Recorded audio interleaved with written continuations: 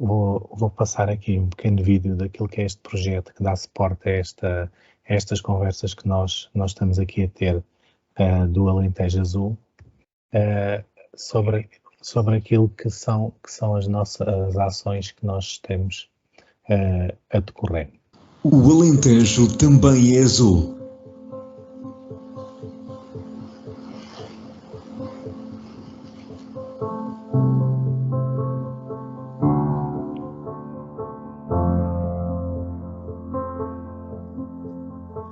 Existem muitos recursos e oportunidades para o desenvolvimento de negócios no âmbito da economia do mar e dos recursos hídricos.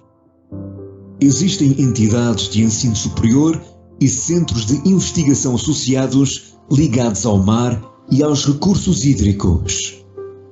O Alentejo Azul pretende identificar recursos e oportunidades na região, dar a conhecer casos de sucesso no setor, dar a conhecer boas práticas internacionais, estimular o empreendedorismo e o desenvolvimento de ideias e empresas inovadoras. O Alentejo também é azul. Ok, então temos aqui o nosso vídeo da apresentação do projeto e, como eu disse, vamos então falar hoje aqui sobre os animais, sobre a causa dos animais, da mortalidade dos animais marinhos e dos répteis, porque é que eles dão à costa, não é? Nós muitas vezes ouvimos falar e vemos notícias de um animal que dá à costa, há sempre curiosidade das populações, porque é que esse animal dá à costa. Então hoje temos aqui connosco o Francisco Neves e a Margarida Rolim, do Laboratório de Ciências do Mar da Universidade de Évora, aqui em Sines, que vem, de alguma forma, dar-nos a conhecer aquilo que é a sua investigação, vem responder a estas questões e a outras questões que surjam aqui e que eles também tragam dentro do âmbito daquilo que é a sua investigação, para nós também percebermos um pouco porque é que os mamíferos e répteis marinhos dão à costa. É isso, não é, Francisco? Ou Margarida, não sei qual é a ordem. Pedia para vocês também fazer uma melhor apresentação vossa, quem são e porque é que estão aqui, e depois passassem à apresentação. Obrigado. Então, antes de mais, boa tarde a todos. Meu nome é Francisco Neves, como o Joel já referiu. Sou biólogo e trabalho então no Laboratório de Ciências do Mar da Universidade de Évora. Margarida, se quiseres também te apresentar, se calhar, não sei. Também não há muito mais a acrescentar, mas da minha parte. Sim, eu sou a Margarida, eu vou falar um bocadinho mais à frente, também sou bióloga e tenho estado a trabalhar neste projeto que é o Arrojal, que nós vamos dar também aqui a conhecer hoje um bocadinho o projeto que temos estado a desenvolver ao longo do último ano. E pronto, e passo-te outra vez a palavra, Francisco. Se calhar sem mais demoras iniciamos aqui a apresentação, para não criar assim muito. Portanto, o projeto que vimos aqui falar hoje é o Projeto Arrojal, portanto, apoio à Rede Nacional de Arrojamentos, Rede Regional Alentejo. Este projeto é coordenado pela Universidade de Évora, através do Laboratório de Ciências do Mar, e tem a parceria do MARE, Centro de Ciências do Mar e do Ambiente. Tem como parceiro o ICNF e foi financiado em 2021 pelo Fundo Ambiental. Ao longo desta apresentação, vamos falar então um pouco sobre o que são os mamíferos e os répteis marinhos, o porquê, quais as ameaças que estes enfrentam, portanto, ao longo da sua vida, o que são arrojamentos e, esta palavra complicada, não é? Para alguns, para outros, claro que já estão familiarizados com ela, e também então falarmos aqui um pouco do projeto Arrojal, das suas diferentes ações e também daquilo que nós fazemos no nosso dia-a-dia. Ora, portanto, quando nós falamos de mamíferos marinhos, temos que ter noção que são um grupo muito diverso e que, portanto, englobam animais desde o urso polar, às baleias, aos golfinhos, manatins, lontras e por aí só, e por aí fora. E também temos, então, os répteis marinhos, que também são um grupo por si só diverso, um bocadinho menos, se calhar, do que os mamíferos, mas que englobam desde crocodilos, portanto, a iguanas também, algumas destas espécies que se alimentam no mar e, portanto, são répteis marinhos e passam a sua vida no mar, e as tartarugas marinhas que ocorrem, então, na nossa costa. Portanto, temos que ter noção que, embora sejam um grupo diverso, nem todos estes animais habitam ao longo da costa portuguesa, passam aqui ao longo da sua vida, não é? Temos os cetáceos, que estão presentes durante todo o ano e têm uma distribuição, não todas as espécies, mas portanto podemos dizer que se distribuem ao longo de toda a costa. Aqui no Alentejo podem ser observadas com alguma regularidade. E temos os pinípedes, que não estão aqui presentes na costa alentejana. Normalmente têm uma distribuição apenas do que poderíamos dizer da Figueira da Foz para cima, ali da zona de Peniche. E as tartarugas marinhas, que estão então também algumas espécies distribuídas ao longo de toda a nossa costa. Ok. Hoje vamos falar sobretudo dos cetáceos, serão o principal foco da nossa apresentação. E, portanto, como eu já referi, eles são mamíferos marinhos, portanto, respiram ar e fazem-no através do espiráculo, que funciona basicamente como um nariz modificado, através do qual eles são capazes de, então, levar o ar aos pulmões para realizar as trocas gasosas.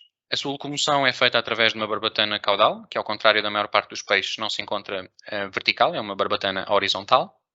Possuem glândulas mamárias, uma vez que as crias, nos primeiros meses de vida, algumas até anos, alimentam-se então do que é o leite materno, e portanto esse é o primeiro alimento que estas consomem. E temos que ter noção que, enquanto mamíferos, são animais bastante próximos de nós, portanto são vertebrados, com uma estrutura óssea, e que, ao longo da sua evolução, perderam aquilo que são os seus membros posteriores, mas conservaram estruturas muito semelhantes ao que são, por exemplo, os nossos braços, no lugar das barbatanas peitorais. Podemos ver ali os ossos do golfinho, que são bastante semelhantes ao que são os ossos que constituem o nosso braço. Para termos uma noção de como estes animais então se movimentam dentro da água, podemos ver ali neste filme o movimento horizontal da barbatana, que é o seu principal, a maneira como estes propulsionam dentro da água, e podemos ver ali o movimento de um dos golfinhos a vir à superfície respirar. Falando um pouco da taxonomia destes animais, eles pertencem à classe Mammalia, portanto são mamíferos, à ordem Cetáceodáctila, que é uma ordem diversa, que engloba não só os cetáceos, como também os artiodáctilos, portanto animais como, por exemplo, as girafas e os veados. E depois, dentro da infraordem Cetácea, são constituídos por cerca de 92 espécies, pertencentes a suas superfamílias diferentes, os misticetes, que a Margarida vai explicar um pouco mais à frente, mas que de forma simples se classificam como os cetáceos com barbas, e os odontocéticos, que se classificam como os cetáceos com dentes. Ok, agora para dar um bocadinho a conhecer também algumas das espécies que ocorrem aqui em Portugal continental, tanto mamíferos e répteis marinhos, nós temos aqui um... Eu não consigo passar, espera. Ok, agora já vai funcionar. Temos aqui um pequenino póster com algumas das espécies que podem ser avistadas aqui em Portugal continental. Temos de ter atenção que não estão aqui representadas todas as espécies, estão apenas as que são mais comuns ou que ocorrem mais frequentemente na nossa costa, ou que por algum motivo são espécies mais emblemáticas ou mais conhecidas, por assim dizer. E vamos falar um bocadinho de cada uma delas também para dar a conhecer estas espécies que ocorrem aqui na nossa costa, que às vezes nós temos a ideia que cetáceos não há aqui muito ao longo da nossa costa continental, mas a verdade é que eles estão aqui e existem bastante diversidade. Começando pelos cetáceos com dentes, vamos só dar um bocadinho a conhecer o que é este grupo, as características principais deste grupo. Eles diferem dos Mysticeti, existem algumas características que os distinguem. Uma delas é o facto do espiráculo ter apenas um orifício para respirar, como conseguimos ver aqui na imagem destes dois golfinhos. O espiráculo que eles utilizam para respirar tem apenas um orifício. A seguir já vamos ver o dos Mysticeti, que é completamente diferente. E depois este grupo, tal como o nome indica, são os cetáceos com dentes, têm dentes, por isso utilizam estes dentes para capturar as suas presas. E os dentes podem ter formas e dimensões diferentes, como podemos ver aqui na imagem. Temos os dentes do golfinho comum e do golfinho roaz, que são bastante diferentes em termos de dimensão, e estas diferenças muitas das vezes têm a ver com o tipo de alimento, ou seja, o golfinho roaz, por exemplo, alimenta-se de presas maiores e por isso tem dentes maiores, e o golfinho comum, que se alimenta de presas mais pequeninas, como as sardinhas ou os carapaus, acaba por ter um maior número de dentes e estes são mais pequeninos. Depois, este grupo dos cetáceos com dentes também tem uma característica que é apenas deste grupo, os Mysticeti não têm esta capacidade, que é a ecolocalização, ou seja, eles são capazes de utilizar o som para localizar as suas presas, para se orientarem debaixo d'água, para navegar, para comunicarem. E como é que este sistema funciona? Basicamente, eles produzem um tipo de som que se chamam cliques, e estes são amplificados pela zona azul, que podemos ver aqui na imagem, que se chama o melão. e ao atingir a presa, o som é refletido, basicamente como o eco, e depois os golfinhos voltam então a receber este som. Como eles não têm ouvido, orelhas externas, então eles têm um ouvido interno e por isso não conseguem receber o som nas orelhas, tal como nós fazemos, e por isso o som é captado pela mandíbula inferior e depois então transmitido ao ouvido interno.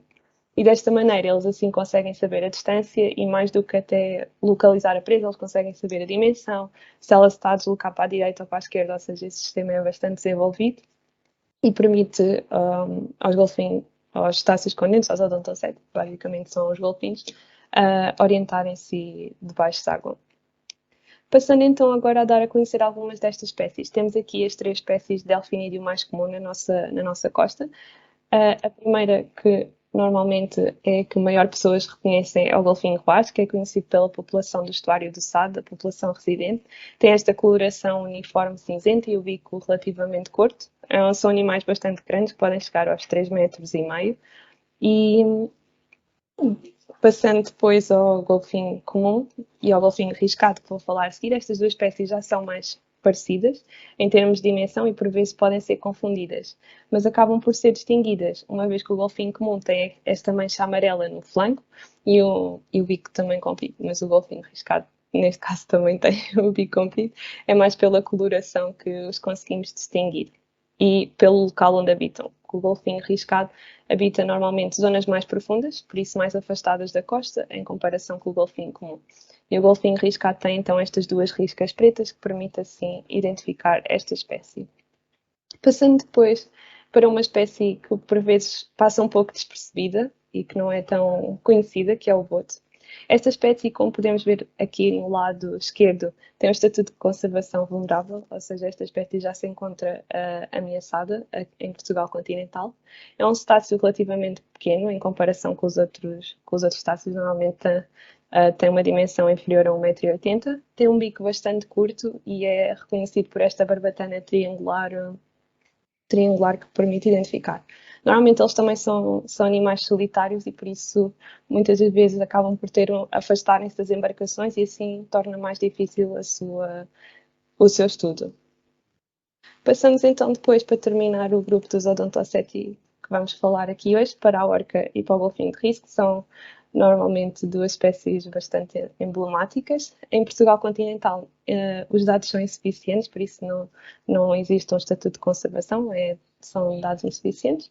A orca é este animal branco e preto que seguramente todos já viram, que tem esta mancha branca atrás do olho, que é bastante característica desta espécie. E depois temos o golfinho de risco, que é um golfinho mais pequeno, mas que tem algumas características que são bastante interessantes, como por exemplo, que quando nascem são completamente cinzentos e depois com o passar do tempo, à medida que envelhecem, tal como nós que ficamos com os cabelos brancos, a pele destes animais também se torna cada vez mais branca. E também como a pele é bastante sensível, ao longo da sua vida vão ficando com marcas e depois ficam com estas linhas, como podemos ver na imagem, e isto permite também a sua identificação de cada indivíduo e assim conseguir estudar estes animais. Passando agora aos cetáceos com barbas, aos Mysticeti. As características deste grupo, tal como eu disse há bocadinho, que é diferente dos odontoceti, estes têm um espiráculo com 2 orifícios. Nós temos aqui uma imagem, por isso conseguem ver que este espiráculo já é muito mais semelhante com o nosso nariz, tem 2 orifícios tal como nós. Depois é o facto destes animais não terem dentes. Então eles têm outra estrutura que se chamam barbas e que são então estas estruturas de queratina e que permitem a estes animais filtrar a água e assim capturar os pequenos peixes e crustáceos. E têm depois também esta estrutura que se chamam pregas e que em algumas espécies de baleias esticam e permitem assim uma maior entrada de água e alimentos e assim ao fechar obrigam a passagem da água e assim facilitam a captura do alimento. Nós temos aqui um pequenino vídeo de uma baleia azul a capturar uma massa de krill. O krill é esta mancha laranja aqui. Ela está de lado e depois conseguem ver ao aproximar-se as pregas esticam e assim permite a entrada de toda aquela massa de krill de uma só vez na boca da baleia. Falando agora das espécies mais comuns na nossa costa, sem dúvida é a baleia anã. Esta é a espécie de cetáceo com barbas mais pequenas, geralmente tem menos de 10 metros de comprimento e é caracterizada por a presença desta mancha branca nas barbatanas peitorais, que permite assim identificar esta espécie. Em Portugal continental, esta espécie também se encontra com estatuto de conservação vulnerável, tal como o boto, mas temos depois a baleia anã, que é a segunda, a baleia anã, não, peço desculpa, a baleia comum, que é a segunda maior espécie de cetáceo no mundo, é apenas ultrapassada pela baleia azul. Esta já é uma baleia de grandes dimensões, pode chegar aos 24 metros e em Portugal o seu estatuto de conservação é em perigo. Passando agora só muito rapidamente, dando uma ideia das espécies de répteis marinhos, nós temos aqui duas espécies de tartaruga, que são as duas espécies mais comuns na nossa costa e que também aqui na costa alentejana, que é a tartaruga comum e a tartaruga de cor. A tartaruga de cor é uma espécie bastante curiosa, especialmente pela sua carapaça, que não é constituída por placas ósseas, é por uma espécie de... que faz lembrar o couro, e tem esta coloração cinzenta escura, podendo chegar aos 2 metros. Enquanto a tartaruga comum já é uma tartaruga mais pequena, geralmente com 1 metro, e tem a típica carapaça composta pelas placas ósseas. E agora? Pronto. Agora que já todos conhecemos um bocadinho das espécies que podemos encontrar aqui ao longo da nossa costa, vamos falar um pouco de quais das ameaças que estas espécies enfrentam ao longo da sua vida e, sobretudo, vamos referir aqui ameaças provocadas pelo homem com a interação com o ser humano. As primeiras ameaças que vamos falar são então a poluição de químicos, portanto, os excedentes da atividade humana muitas vezes acabam nos oceanos, embora hoje em dia já façamos um esforço muito elevado para os tratar.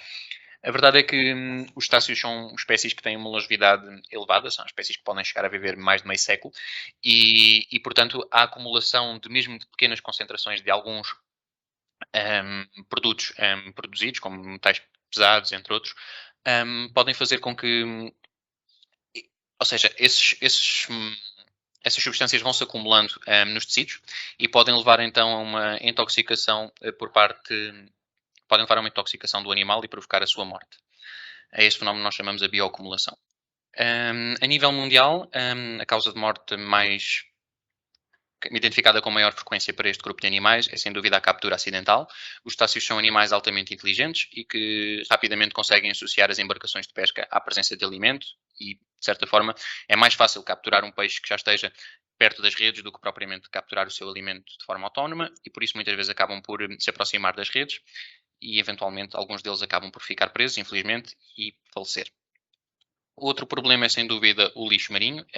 Estes animais podem, para além de ingerir este lixo, ficarem presos ao lixo, nas suas barbatanas, o que dificulta a sua locomoção e pode levar à degradação do seu estado de saúde e provocar a morte mais tardiamente. Normalmente, quando uma baleia, por exemplo, fica presa num cabo de pesca, nós, por exemplo, temos artes como são os covos, que têm um cabo ligado à superfície que leva diversas naças ou mesmo covos para a captura de invertebrados, como é o caso do polvo, e caso estes animais fiquem presos num desses cabos, acabam por, durante algum período da sua vida, transportar esses cabos com todo esse peso atrás, o que pode debilitar o animal e provocar a sua morte.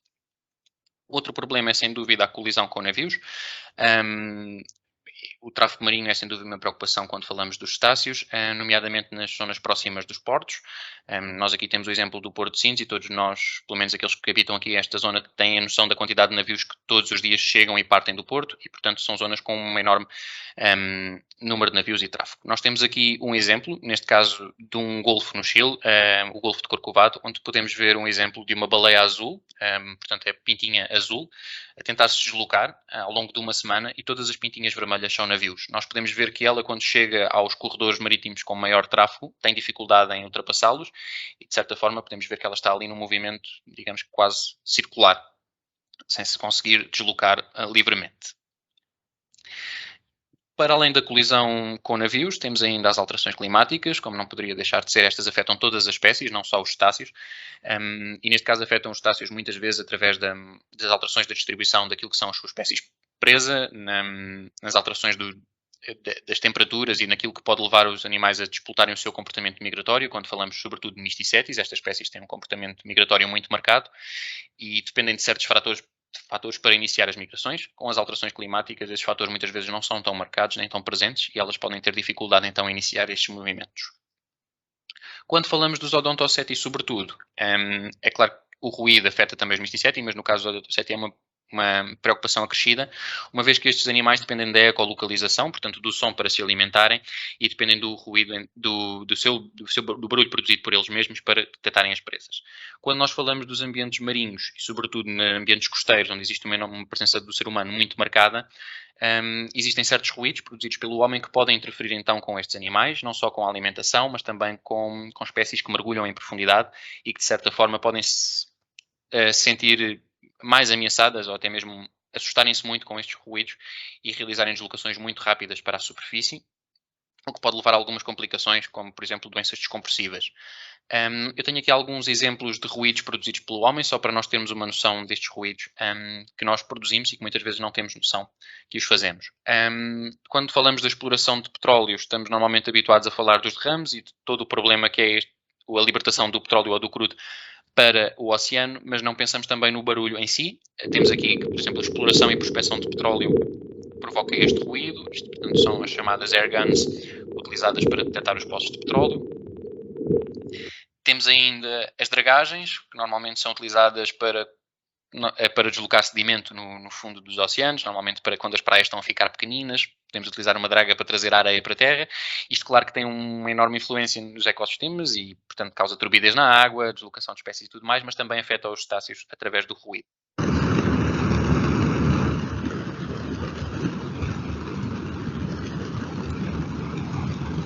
O último exemplo que eu aqui vos trago é uma adaptação do que é a localização dos cetáceos, portanto, os sonares que são utilizados não só por navios de pesca, como também por navios militares, entre outras embarcações, e que na realidade provocam sons com uma frequência muito elevada e que podem então não só afetar momentaneamente estes animais, como produzir problemas no seu sistema auditivo.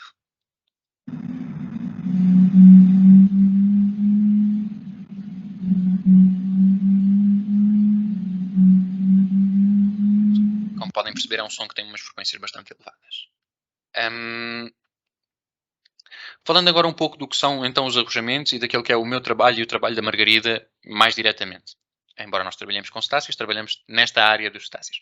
Definindo o que é um arrojamento, portanto, o encalhamento de espécies marinhas, mortas ou vivas, geralmente baleias, golfinhos ou tartarugas, marinhas na praia ou na orla do mar. Portanto, quando estes animais dão à costa, vivos ou mortos, classificamos este fenómeno como um arrojamento. Neste caso temos aqui duas imagens de animais que arrojaram durante o ano de 2021 na costa alentejana. Temos uma baleia na praia do Carvalhal e um golfinho perto de Porto Covo.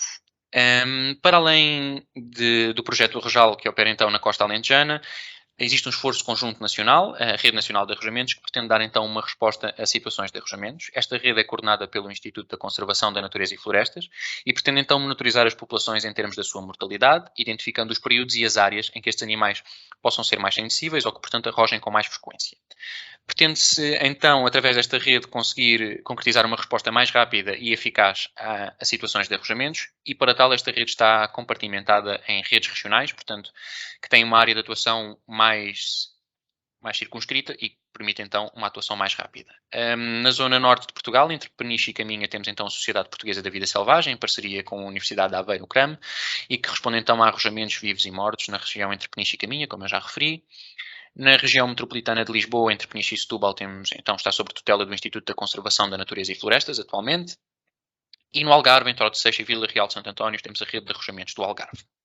Recentemente, então, desde maio do ano passado, existe aqui na costa alentejana, portanto, a Rede Regional Alentejo, com o projeto Arrojal, que cobre uma faixa de costa de aproximadamente 130 km entre Troia e Odeceixa. Como vocês podem ver, é uma faixa de costa grande, difícil de patrulhar, não só com a extensão de areia que vai desde Sines a Troia, como todas as carpas rochosas que existem de Sines até Odeceixa, e que, portanto, para mim e para a Margarida, por assim dizer, que somos, para além do projeto, é claro que é constituído por outras pessoas que somos operacionais no terreno, por assim dizer, é muito difícil monitorizar esta costa diariamente e detectarmos todos os animais. Por isso estamos muito dependentes daquilo que são os alertas provenientes de outras pessoas. Nós atualmente estamos sediados mas nós já vamos falar disso um pouco mais à frente. Nós atualmente estamos sediados em 2 sítios, por norma, o CIEMAR, o Laboratório de Ciências do Mar da Universidade de Évora, que se localiza então na Casa do Estudante, de frente para a Praia Vasta da Gama. Neste laboratório, para além de mim e da Margarida, que trabalhamos com cetáceos, encontram-se outros biólogos que trabalham com ecologia, nomeadamente no litoral rochoso e também com monitorização aqui do Porto de Sines. E temos também um espaço cedido pelo ICNF, no Monte do Paio, em Santo André, que nós chamamos de Laboratório no Monte do Paio, onde realizamos grande parte do nosso trabalho quando trazemos os animais para o laboratório. Os animais que vêm para o laboratório para ser necropsiados e, portanto, onde é feita uma análise mais exaustiva destes animais, não são todos, como é lógico, muitas vezes devido à sua dimensão ou também ao seu estado de composição, mas tentamos trazer o máximo de animais possível para o laboratório e realizar a necrópsia, portanto, neste espaço.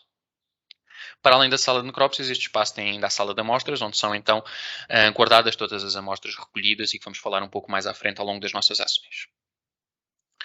Portanto, falando agora um pouco do projeto em si, o projeto é constituído por 4 ações. A primeira, que é a resposta a arrojamentos de animais mortos. A segunda, que pretende então dar auxílio à resposta de arrojamentos de animais vivos. Uma terceira, onde nós temos as atividades de divulgação científica, onde pretendemos aumentar a literacia dos oceanos e o conhecimento científico acerca dos mesmos.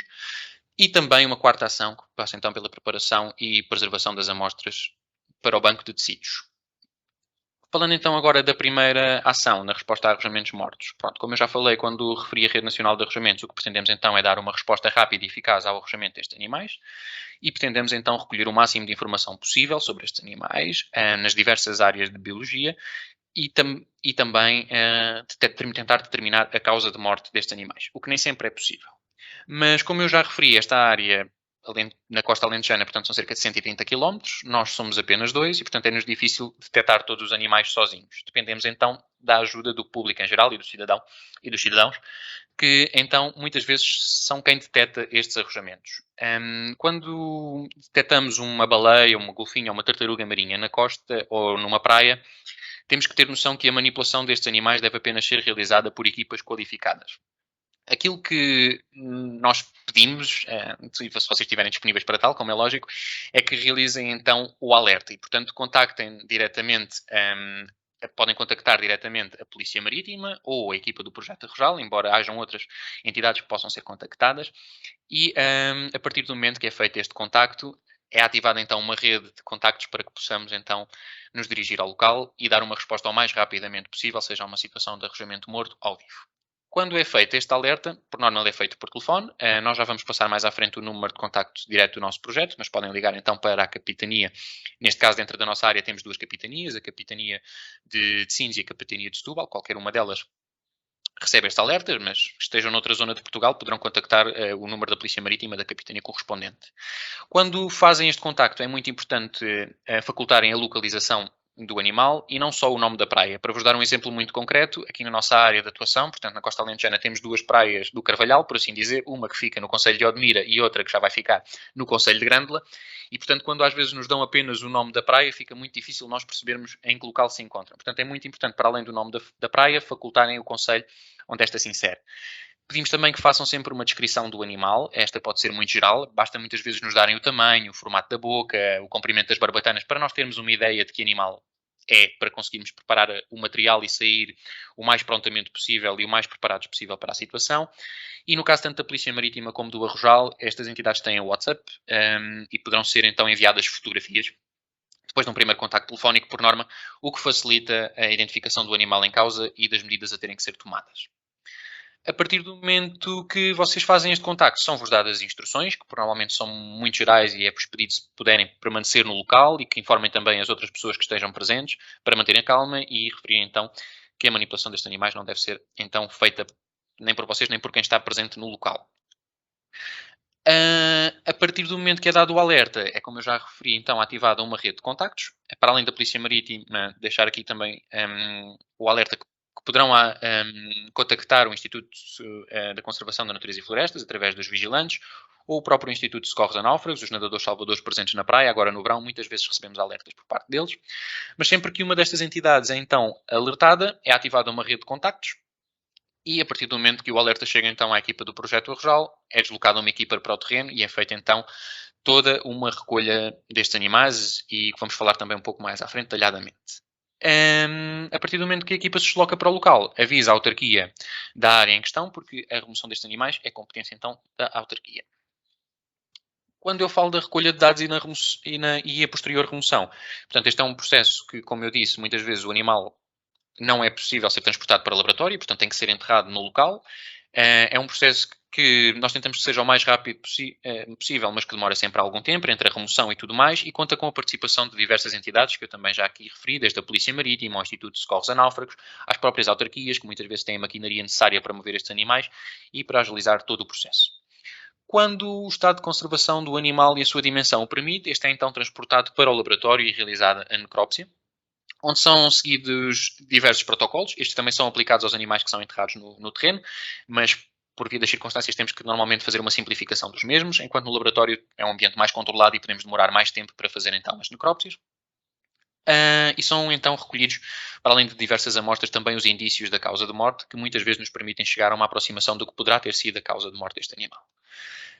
Portanto, são recolhidas diversa informação e amostras que podem passar então pelo estado de composição do animal, a sua biometria, portanto, dimensões, comprimento das barbatanas, a identificação do sexo, marcas externas, condição nutricional e outras tantas, que no final nos permitem então, através da sua análise externa e interna, preencher uma ficha,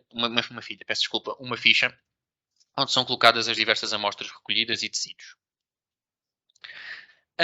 Após esta recolha e análise, que tentamos que seja o mais exaustiva possível, tentamos então recolher indícios que nos permitam indiciar uma causa de morte. Atenção que nós não identificamos a causa de morte, recolhemos apenas os indícios e, a partir desses indícios, podemos ter uma ideia do que será a causa da morte desse animal.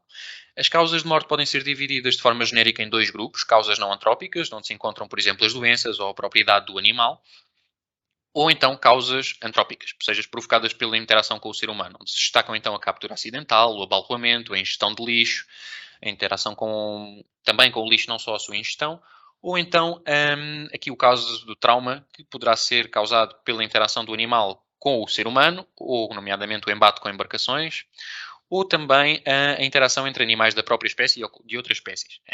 Temos de nos lembrar que os cetáceos são animais, nomeadamente os cetáceos com dentes, animais bastante sociáveis e que nem sempre as suas interações são sorrisos e abraços e muitas vezes acabam por sofrer alguns traumas que podem levar à morte desses animais. Mas nem sempre conseguimos determinar a causa de morte. Isto também é uma ideia que é importante passar. Os indícios nem sempre nos permitem determinar com 100% de certeza a causa ou indiciá-la com uma grande probabilidade de certeza e, portanto, acabam por ficar não determinadas a muitos dos animais que nós encontramos, ou então a causa pode ser outra que não esteja aqui referida. Agora vou passar a palavra à minha colega Margarida, que vos vai falar um bocadinho sobre os animais arrojados entre 2010 e 2021 na costa alentejana. Margarida? Desculpa, tinha o microfone desligado. Eu não estou a ver, agora fiquei assustado. Ok. Então, para dar um pouco uma ideia do que tem acontecido aqui na zona do Alentejo entre 2010 e 2021, nós temos aqui alguns gráficos para dar uma ideia do número de animais que têm vindo a arrojar.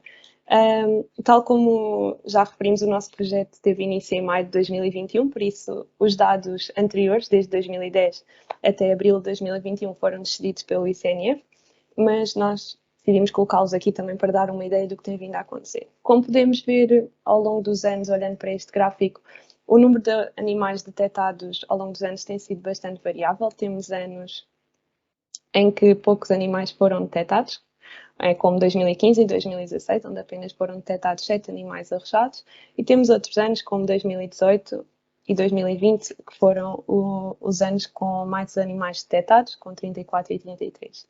No ano passado, ou seja, durante 2021, detectámos 26 animais, o que já corresponde ao terceiro ano com mais animais detectados desde 2010.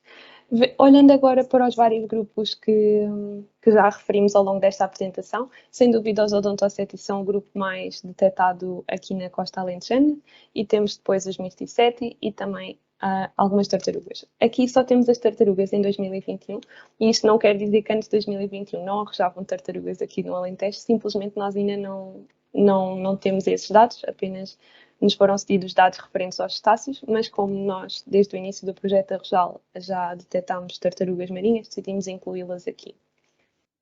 Olhando então para os dois grupos de cetáceos, tal como é possível ver no gráfico anterior, sem dúvida os Odontocetes são o grupo mais detectado desde 2010 na costa alentejana, com 94% dos arrojamentos correspondentes a este grupo, e temos apenas 6% de arrojamentos pertencentes ao grupo 2007.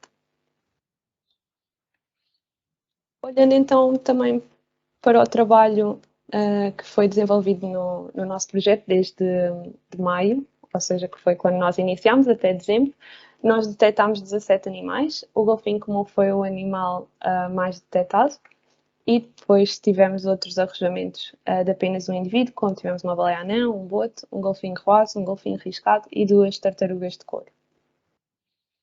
Olhando então para as espécies, desde 2010 o golfinho comum, tal como desde o início do nosso projeto, o golfinho comum é sem dúvida a espécie mais detectada em comparação com as outras espécies aqui na costa alentejana, mas temos depois outras espécies que também se pode dizer que são relativamente frequentes, com mais de 5 arrojamentos detectados desde 2010, como é o caso do golfinho riscado, o boto, o golfinho rosa e a baleia-anã. E depois temos então outras espécies que foram detectadas foram eventos mais raros, por assim dizer, com menos de 5 arrojamentos desde 2010, como é o caso do zífio, uma baleia comum, a baleia de bico e também uma orca que arrojou aqui na costa alentejana há alguns anos. Okay. Passando então à segunda ação do nosso projeto, que é o auxílio na resposta a arrojamentos de animais vivos. No caso dos arrojamentos de animais vivos, o nosso papel acaba por ser mais secundário, apenas de alertar as entidades competentes, que neste caso são os centros de recuperação de animais marinhos, que têm veterinários e tudo mais para tratar estes animais, como é o caso do CRAM em Aveiro e o Porto de Abrigo do Zumarino em Albufeira. Por isso, neste caso, nós costumamos dizer que somos os bombeiros, por assim dizer. Tentamos estabilizar o animal até chegar então às equipas competentes que irão então analisar a situação e decidir o melhor cenário para o animal. Passando à nossa terceira ação, que tem a ver com o suporte de atividades pedagógicas e científicas, nós temos presença nas redes sociais, temos tanto Instagram como Facebook e temos vindo a dar um pouco a conhecer do trabalho que temos vindo a desenvolver desde maio, dando também contando alguns dos arrojamentos que aconteceram, porque é que os animais arrojaram, quais as causas de morte e dando também um pouco a conhecer estas espécies que existem na nossa costa. Temos também um website que está aqui o link, se quiserem consultar, onde também temos alguma informação de divulgação científica, temos informação sobre o projeto e também os contactos. E para além da parte mais digital, por assim dizer, temos também vindo a realizar algumas atividades de divulgação científica. Temos aqui alguns exemplos. Estivemos no Festival Terras Sem Sombra, em Sines, em agosto de 2021. Tivemos também na Noite Europeia dos Investigadores, em Évora. No Festival Internacional de Ciência em Oeiras, em outubro do ano passado, e também temos realizado atividades com escolas, realizámos bastantes no agrupamento de Sines e de Santiago de Educação em outubro e novembro, e também este ano já realizámos mais algumas atividades com escolas para os vários anos de idades e dando um pouco então a conhecer toda esta temática e também o trabalho que nós fazemos. Por último, passando então rapidamente à nossa última ação, que tem a ver com a preparação e preservação das amostras que são recolhidas durante os arrojamentos no banco de tecidos. Nós recolhemos uma grande diversidade de amostras, desde genética, reprodução, idade, toxicologia e muitas outras coisas, e nós vamos dar aqui apenas para uma ideia geral de como se processa toda esta ação com a dieta, que é os conteúdos que estomacais. Então, não está a passar. Ok. Pronto, acho que já passou.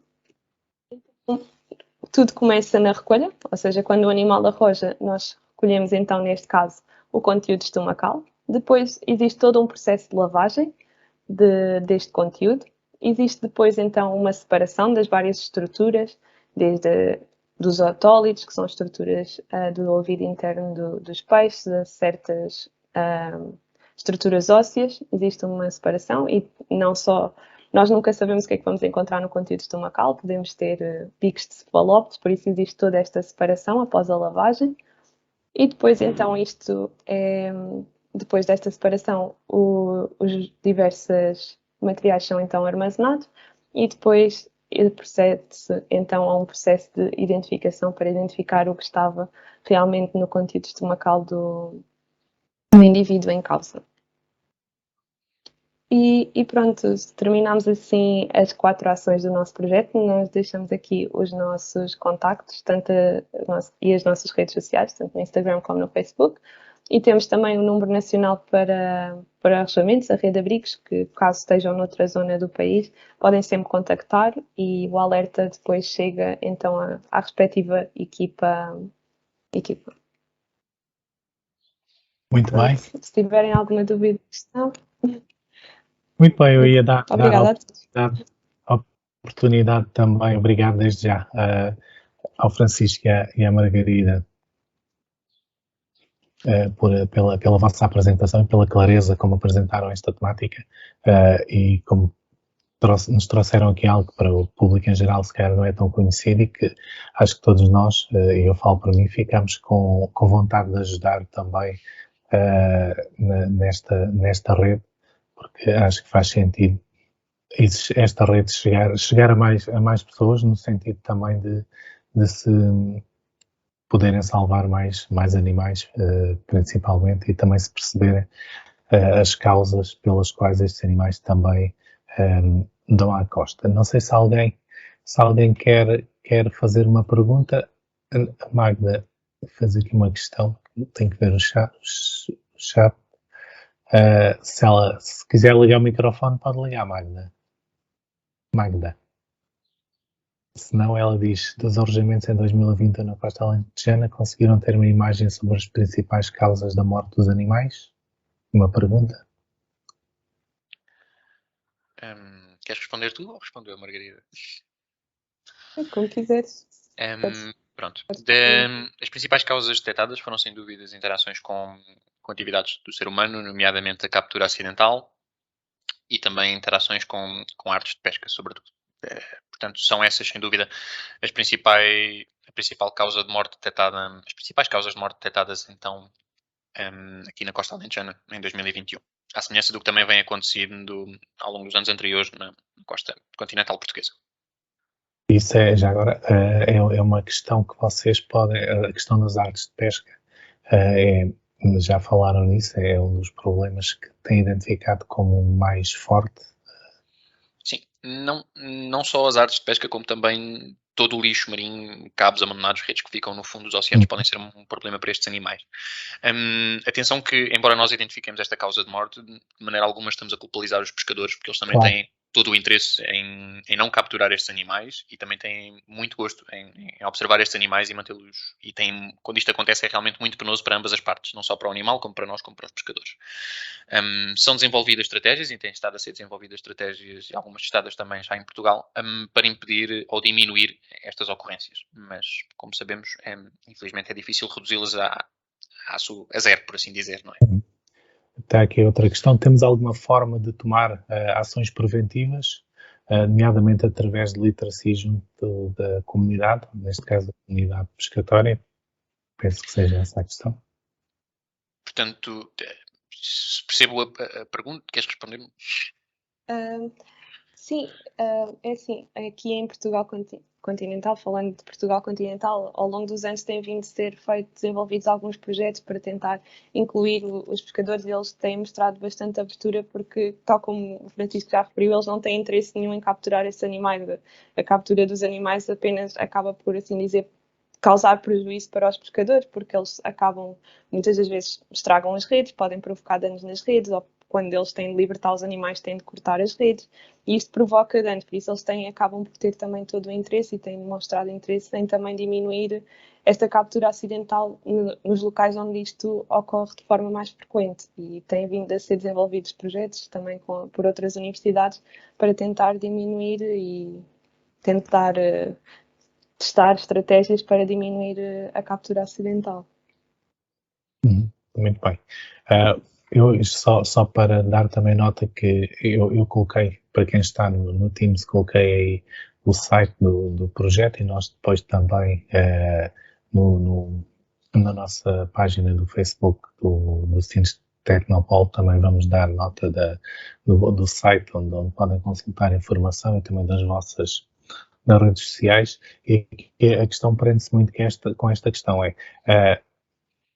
de que forma é que o público em geral vos pode ajudar na divulgação deste projeto?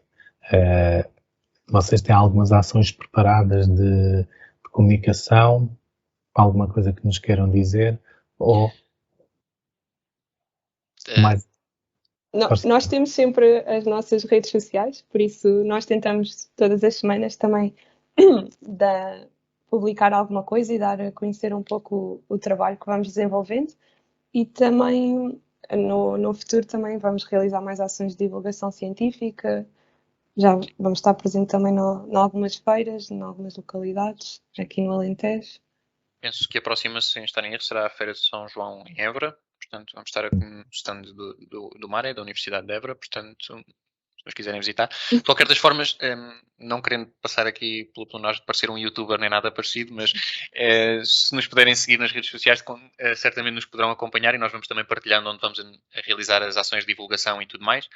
Portanto, é uma forma de também estarem a par de onde nos podem ficar a conhecer e ficar também a conhecer também que é o nosso trabalho de forma um bocadinho mais direta. Muito bem. Só mais uma questão também. Hoje falamos muito, e vocês de alguma forma já o falaram, da questão dos plásticos nos oceanos. Também podemos passar uma mensagem às pessoas para também elas próprias colaborarem e não fazerem plástico mais um lixo do oceano. Sim. Força. Pode responder. Não, eu estava aqui. Se quiseres responder, Margarida, não. Sim, sem dúvida. Pronto, nós todos sabemos que o problema do lixo marinho é um grande problema, porque estes animais, especialmente em cetáceos de grandes dimensões, como vimos no vídeo, eles abrem a boca e entra uma grande quantidade de água e eles não fazem diferença se estará lá um saco de plástico ou se estará outro material qualquer. Claro que também temos de ter em atenção, por exemplo, as baleias, apesar de terem esta boca de uma grande dimensão, o esófago delas também é relativamente pequeno, por isso, por exemplo, elas não conseguem engolir pneus ou coisas de dimensões muito grandes. Agora, o que pode acontecer é que pode, por exemplo, ficar entalado, por assim dizer, ou provocar a asfixia. Às vezes as redes de pesca nos cetáceos de pequenas dimensões, elas também, ao morderem, aquilo acaba por, de alguma maneira, eles engolem e depois provoca a asfixia, porque não conseguem digerir aquele material, ou porque se prende no espiráculo, ou o que for. E por isso, sem dúvida, é bastante importante termos todos atenção ao lixo, evitar deixar o lixo não só nas praias, mas em todo o lado, porque o lixo acaba sempre por também chegar ao mar. Por mais que, mesmo que seja no Alentejo interior, muito desse lixo acaba pelo vento ou pelo que for de chegar ao mar, por isso todo o cuidado que tivermos é o mais importante. Sim. E é importante também termos noção que quando falamos de plástico, mesmo aquele que nós não vemos, como é o caso dos microplásticos, pode também ter uma importância muito grande para, se calhar não a curto prazo diretamente, nem causar uma morte, por assim dizer, traumática a estes animais, mas através da bioacumulação e tudo mais pode causar problemas a estes animais. Muito bem, não sei se mais alguém que esteja aqui a ouvir e a ver queira colocar alguma outra questão. Eu voltaria a fazer o apelo então para vos seguirem também nas vossas redes sociais, porque acho fundamental, porque nós nunca estamos à espera de poder avistar algum